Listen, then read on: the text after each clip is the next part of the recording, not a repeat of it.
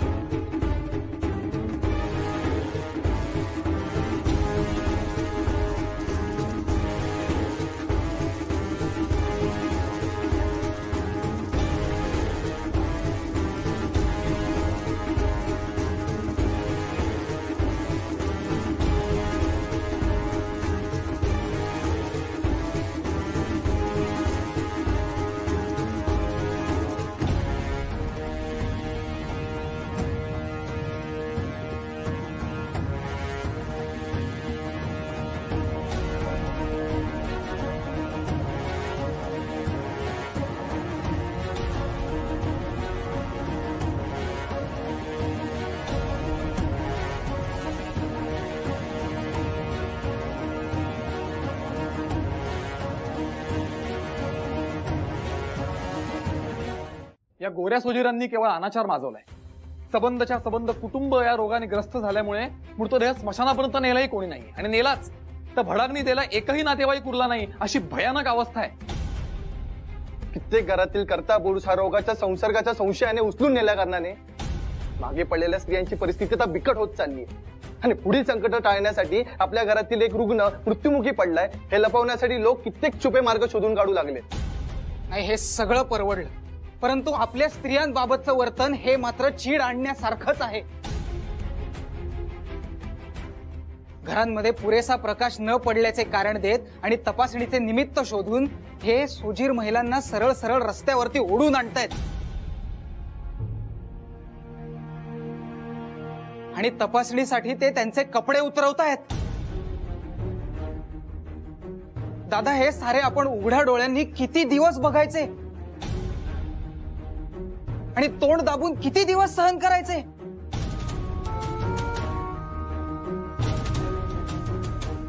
दोन स्त्रियांचा विनयभंग करण्यात आला.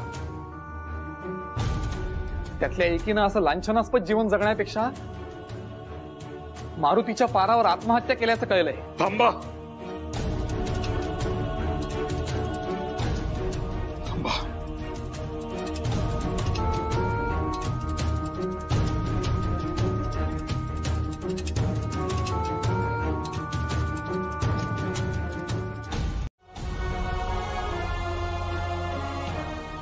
दमण्यात रक्त नाही तुमच्या? मग रँड अजून जिवंत कसा?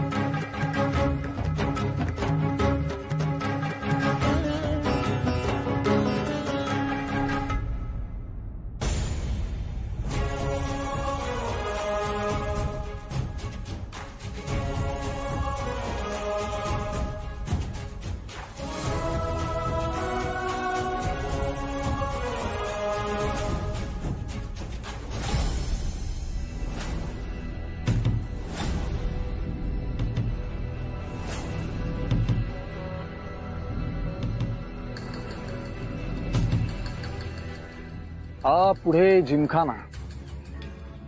रोज संध्याकाळी रँड इथे येतो. हाच त्याचा येण्या जाण्याचा रस्ता आहे. नीट बघून ठेवा. चला.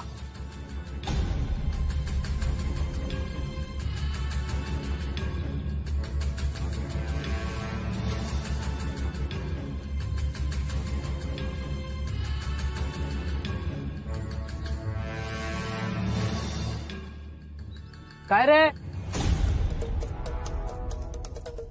इथं काय करताय?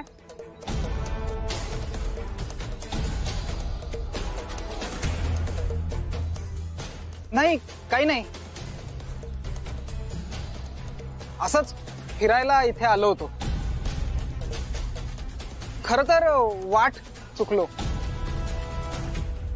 काय या भागाचं नाव काय? काय करायच्यात नसतं चौकशा? तुम्हाला कुठे जायचंय? अहो ते तुळशीबागेतलं मंदिर आहे ना, तिथं जायचं होतं. कुठून जायचं? इकडनंच ना? अहो तुळशीबाग कुठं, हे कुठं? चला पळा, मागे फिरायचं आणि पुढल्या चौकात कोणालाही विचारा तुळशीबागेकडे जायचा रस्ता. असं असं. अहो नवीन होत ना आम्ही, माहिती नव्हतं आम्हाला. धन्यवाद. या.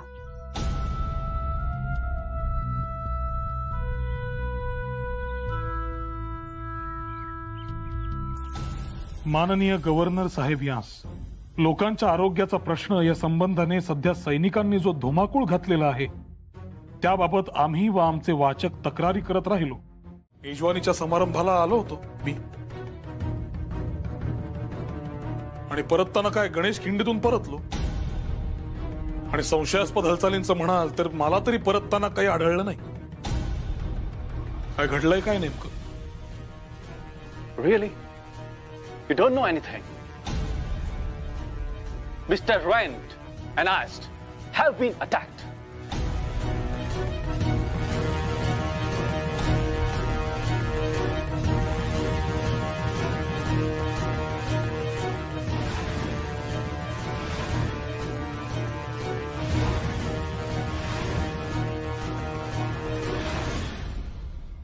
Ast was shot dead, and Rand was taken to Sassoon Hospital. A bullet has passed through his left lung, and he is severely injured. अहो सांगा ना मला, काहीतरी नेमकं काय म्हणतोय? थांब जरा भामे. अद्याप जिवंत आहेत ना रँड साहेब?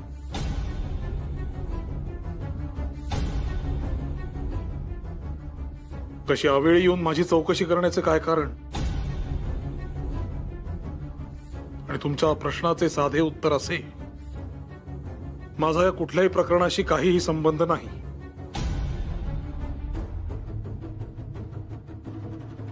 निघा तुम्ही आता. Okay. I'm going now. But I'll be back very soon. Wait and watch, Mr. Tilak.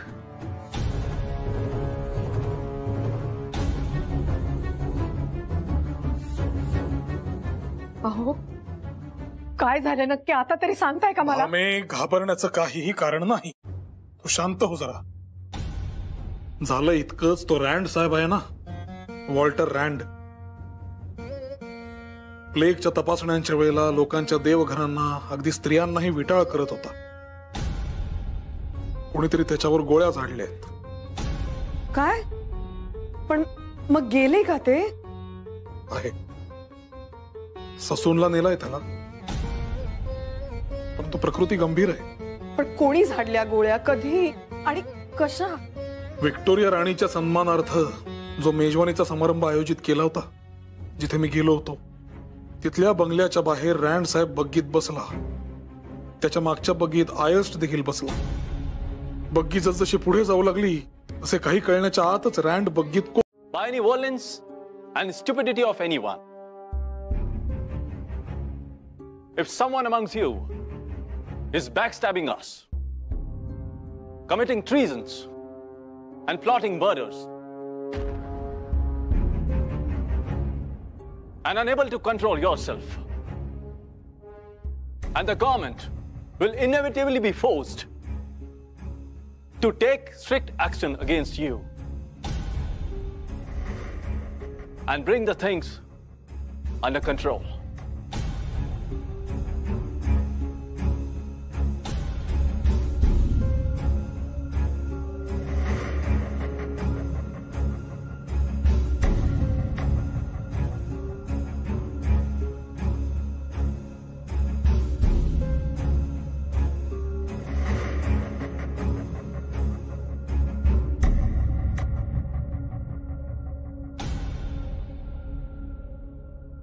अखेर गेला तो रँड.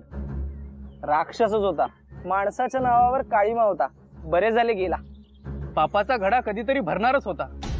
याने तर असा क्रूर खेळ मांडलेला की अल्पावधीत घडा भरणार होता, यात काही शंकाच नव्हती. पुणेकर ब्राह्मणांनी दोघा इंग्रज अधिकाऱ्यांना ठार केले, अशा तऱ्हेच्या बातम्या अँग्लो इंडियन वृत्तपत्रातून आणि इंग्लंड मधल्या वृत्तपत्रातून झळकल्यात म्हणे. अहो, घटनाच अशी घडली होती की सर्व वृत्तपत्रात येणारच होती ती. रँडला संपवणे ही काय साधी सुधी घटना वाटली की काय तुम्हाला? अहो, खुन्याची माहिती देणाऱ्यांना 20,000 रुपयाचं कशकशीत बक्षीस लावण्यात आलंय. अहो, रँडचा खात्मा झाला हे तरी बरे घडले असले तरी पुण्यात या निमित्ताने प्रचंड प्रमाणात इंग्रजांचा फौजफाटा जमा होतोय, हे काही बरे लक्षण नाही. आता कोणाचेच काही खरं नाहीये. कोणाचा हात असेल यात? तुम्हाला काय वाटते? अहो, पोलीस ते शोधून काढतीलच, पण पुण्याला एखाद्या लष्करी छावणीचे स्वरूप यावे तसे हे झाले. एक जण कोणीतरी असा वेडेपणा करतं आणि मग सगळ्यांनाच भोगावं लागतं. आपण याच वेडेपणा म्हणता? अहो, हे राष्ट्रकार्य झाले. तुमच्या माझ्यात हिंमत नव्हती. आपण निमूटपणे हा छळ सहन करत होतो. डोळ्यात देखत घरच्या स्त्रियांना रस्त्यावर उघडे केलेले पाहत होतो, पण कोणीतरी हिंमत दाखवून सूड घेतला, हे चांगलेच झाले. तर काय? आणि काय हो, रँड जिवंत होता तेव्हा तो मरावा म्हणून जोगेश्वरीला नवस बोलला होतात ना तुम्ही? बरं, माझी अशी अटकळ आहे की सरकार आता सगळ्या बड्या लोकांना अटक करेल बहुतेक. हे प्रकरण असे सहज तर नक्कीच सोडून देणार नाही. इतक्या मोठ्या अधिकाऱ्याचा खून झालाय असे म्हटल्यावर हे सगळे घडणारच, इलाज नाही त्याला. केसरीतले लेख वाचलेत का? बळवंतरावांना अजिबात भय नाही का वाटत असे काहीतरी लिहायला? Why is there so much rage against Rand and Pune? Since General Gatkar has done a remarkable job in Bombay, Mr. Rand was requested to follow the same method in Pune. But it was of no use. These complaints were ignored. मी इथे येण्यापूर्वी तिथे काय घडत होते हे प्रत्यक्षात पाहिले आहे. जुलुमाचे तपशीलवार वृत्तांत मी वाचले आहेत. पुण्यातील वृत्तपत्रे गेले 3 महिने हे वृत्तांत छापत आहेत. मी लंडनमध्ये आल्यापासून माझ्याकडे अनेक खासगी पत्रे आलेली आहेत आणि ज्यात निर्दयी अत्याचारांच्या नव्या घटना नोंदवलेल्या आहेत. मी 5 मार्चला पुणे सोडले आणि त्यानंतर प्लेग समितीकडे एकावर एक अर्ज करण्यात आले. समितीच्या नियमांची पायमल्ली होत आहे याकडे लक्ष वेधण्यात आले, परंतु या सगळ्या तक्रारींकडे दुर्लक्ष करण्यात आले. आयुक्त मिस्टर रँड यांच्याकडे भेटीस गेलेल्या प्रतिनिधी मंडळास उद्धट वागणूक मिळाली. Then why did you not take it to the Bombay government? Of course, yes, we did that. परंतु मुंबई सरकारला आवाहन केले असता भारतात ज्याला प्रतिष्ठा म्हणतात तिचा आदर राखण्याच्या अट्टाहासापायी एकदा सुरू केलेले धोरण मागे घेतले गेले नाही. त्यामुळे पुण्यातील तपासणीचे काम हे सैनिकांच्याच हाती ठेवण्यात आले आहे. हिंदुस्थानातील जनतेच्या रीती परंपरांबाबत काहीही माहीत नसणाऱ्या या गोरा सैनिकांनी त्यांचे जगणे हराम करून ठेवले आहे अशी माझी माहिती आहे.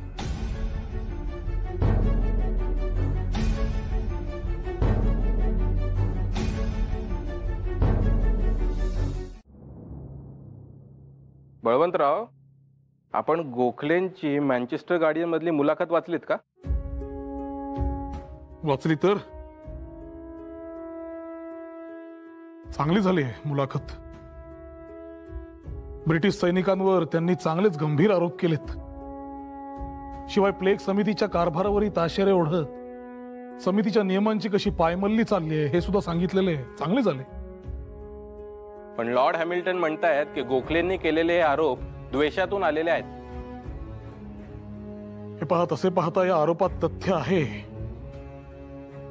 आणि त्या आरोपांच्या समर्थनार्थ पुरावे गोळा करणं सुद्धा शक्य आहे. बळवंतराव, आपल्या मागे लागलेले शुक्लकाष्ट पण इतक्यात टळत नाही असे दिसते. आपण त्यांच्या नजरेखालीच असू. आणि माझ्या कानावरती हे सुद्धा आलंय की पुण्यात गुप्त पोलीस फिरतायत आणि विशेषतः तुमच्यावर लक्ष ठेवून आहेत. हे काही नवीन आहे का? आम्हाला राष्ट्रहिताचे कार्य करणे, अगदी विचार करणे, हे सुद्धा ब्रिटिश सरकारच्या दुर्बिणीखाली आपणहून जाऊन बसण्यासारखे झाले. त्याला आता काही पर्याय नाही. अगदी विचार करणं सुद्धा व्यर्थ आहे त्यावर. ईश्वर इच्छाबली असी.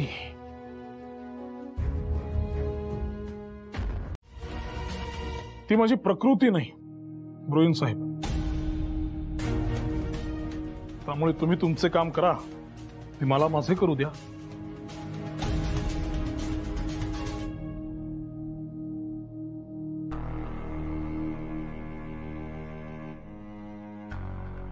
All right, Mr. Tilak.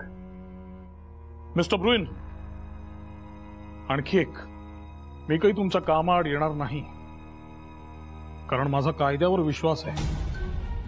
आणि या एका घटनेमुळे पुणे शहराच्या नावावर काळीमा फासला गेलाय असं जे तुमचे लॅम्प साहेब म्हणतात ते देखील मला मान्य नाही. माझे मत निराळे आहे आणि ते मत काय हे काही मी तुम्हाला सांगायला बांधील नाही.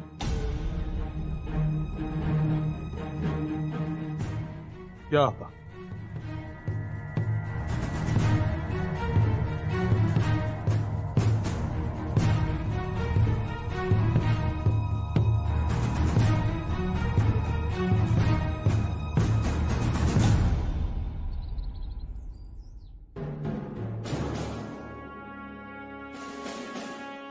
I'm sure that Tilak is not completely involved in this case. But I'm sure he is aware. He won't say that easily. We already have taken him into custody and released him on bail once. But now? Now what? Now we will charge him for treason. And the sedition case has to be set up in the session court. Prepare for it.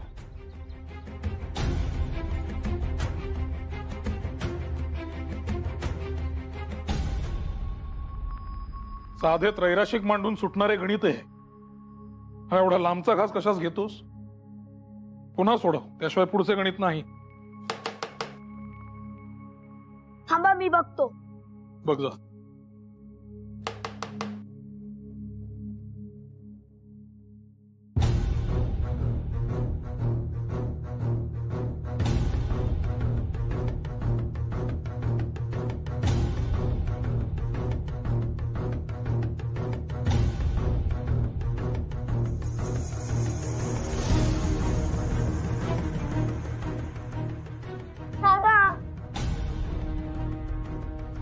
दादा police आले.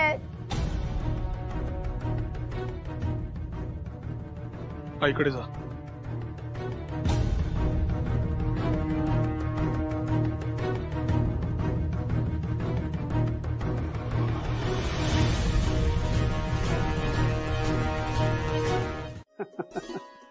ते तुला नाही कळणार, अजून तू लहान आहेस.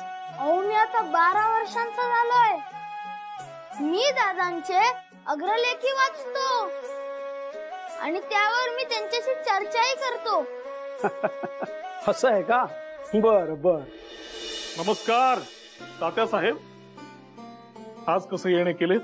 महाराज, आपल्या तालमीत शिष्य अगदी चांगलाच तयार होतोय. पण बरोबरच म्हणतोय श्री. महाराज वगैरे कशाला म्हणताय? बळवंतरावच ठीक आहे. उगाच हव्यात कशाला उपाध्या? अहो उपाध्या कसल्या? प्रेम आणि आदर आहे आपल्याबद्दल.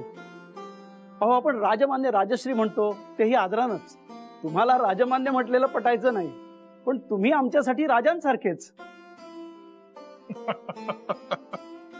ते काही असो, पण मला महाराज ही उपाधी नको. मुळात ते माझे काम नाही आणि महाराज ही उपाधी चिकटवून घ्यायची माझी इच्छा देखील नाही. मी पत्रकार आहे तेवढे पुरेसे आहे आणि तीच माझी ओळख असावी असे देखील मला वाटते. कारण ते माझं कर्म आहे आणि माणसाला कर्माने ओळखलं जावं असं आपलं माझं मत.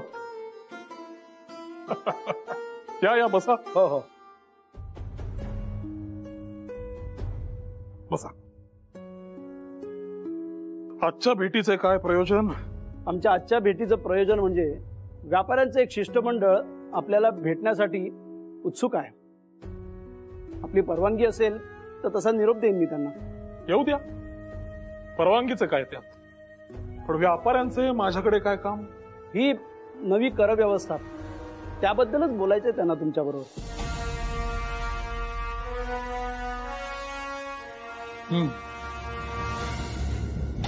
देशात जनहिताची कामं होत आहेत, नाही असे नाही. परंतु त्याचबरोबर अंतस्थ ज्या गोष्टी घडतायत, ज्या घटना घडतायत, त्या मला खरोखर अस्वस्थ करतात तात्या. या कर्जंचेच सांगायचे तरी लक्षणं मला काही खरी दिसत नाहीत तात्या. अतिशय अहंकारी माणूस आहे आणि या कृत्यावरून त्याच्या सैन्यात त्याच्याच विरुद्ध असंतोष देखील आहे. हिंदुस्थानचा सेनापती म्हणून त्यांनी लॉर्ड किशनरची नेमणूक केली खरी. किशनरने सैन्यात हव्या त्या सुधारणा देखील केल्या.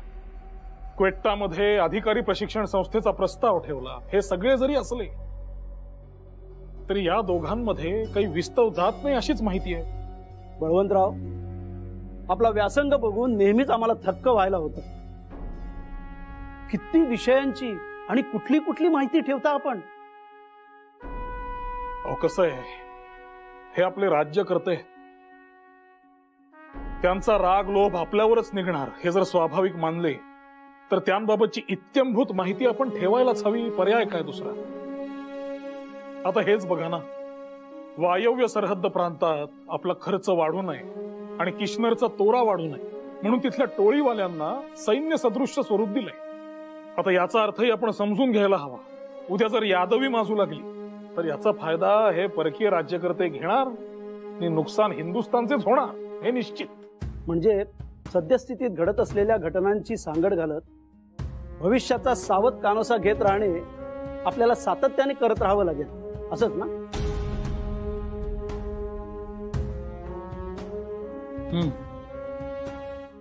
त्यांना काहीतरी आळा बसेल. बंगालची फाळणी हा कसला प्रयत्न होता?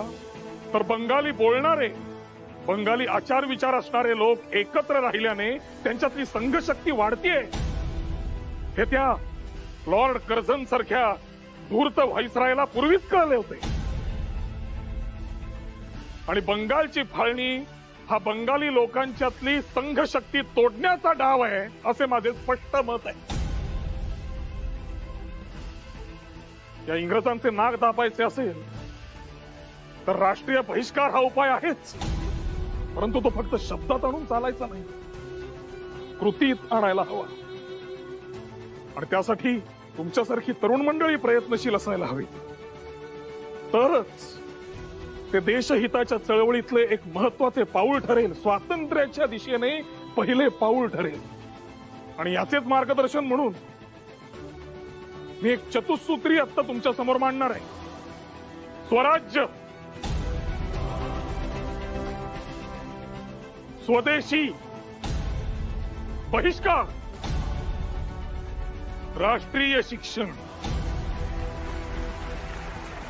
लोकमान्य बाळ गंगाधर टिळकांचा, लोकमान्य बाळ गंगाधर टिळकांचा, लोकमान्य बाळ गंगाधर टिळकांचा, लोकमान्य बाळ गंगाधर टिळकांचा, लोकमान्य बाळ गंगाधर टिळकांचा. बंगालमधील लोकांनी हुगळी नदीत शुचिभृत होऊन रस्त्यावर एकत्र येऊन शपथ घेतली की इथून पुढे मँचेस्टरचे कापड आणि लिव्हरपूलचे मीठ वापरायचे नाही.